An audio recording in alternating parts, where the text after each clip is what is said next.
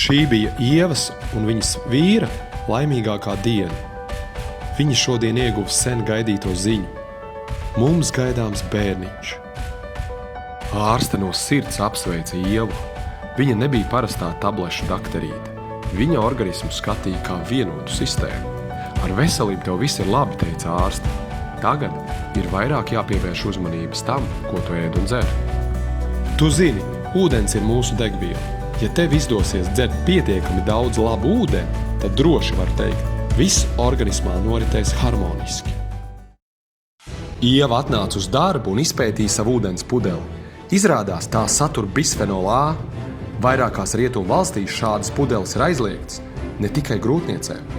Izrādījās, arī ūdens pH līmenis ir zems, tikai no 6 līdz 7. Ieva vēl atklāja, ka ūdens nav īsti dabīgs. Tas ir atšķaidīts ar atgriezeniskās osmozes filtrētu, jeb destilētu ūdeni. Tādēļ garša arī tāda nekāda. Kā lai es dzeru tādu ūdeni, kurš satur bisfenolu? Eiropas ķimikāliju aģentūra to atzinusi par īpaši bīstamu ķimikāliju. Es taču nodarīšu pāri savam bērnam. Man ir jāizdara viss iespējamais, lai mums ofisā turpmāk būtu labs ūdens. Jāsameklē alternatīvas un jārunā ar nodaļas vadītāju. Ieva bija norūpējusies, bet apņēmības pilna.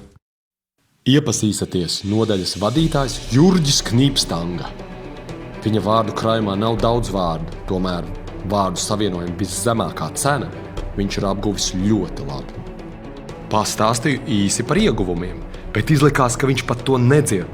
Uzreiz pasniedzās pēc kalkulatora, satraukti spieda pogas, tad izbolīja acis un strupi izkliedza 15% dārgāk. Tā bija visa saruna. Ko lai es daru? Stiept katru dienu ūdeni no veikala arī būs grūti. Ieva nepadevās. Viņai radās ideja uzrunāt pašu lielo priekšnieku. Jābrīnās, kā var nesaprast, ka ūdens mūsu organismam ir tikpat svarīgs kā mašīnai degviela. Kurš gan lietu savā mašīnā degvielu, zinot, ka tā nodarīs kaitējumu? Dažiem cilvēkiem domāšana ir tik kantaina kā šī kaste.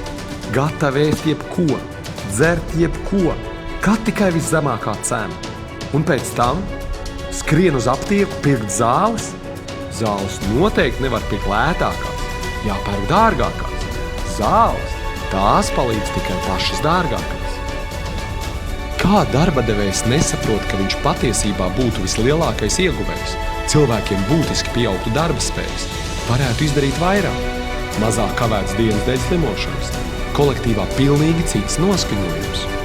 Būtu tas Knīpstanga vismaz izkalkulējis, ka 15% dārgāk, tas ir tikai 89 centi uz vienu darbinieku mēnesi.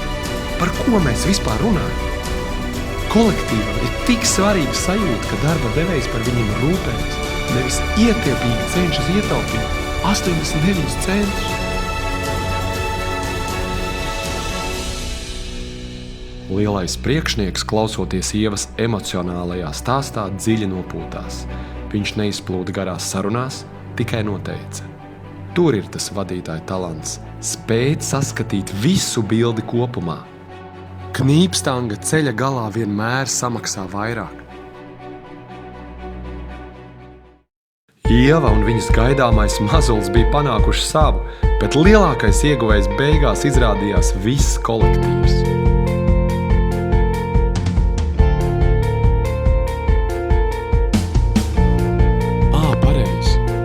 Jums droši vien interesēja, par kādu ūdeni Ieva tā cīnījās. Tefes.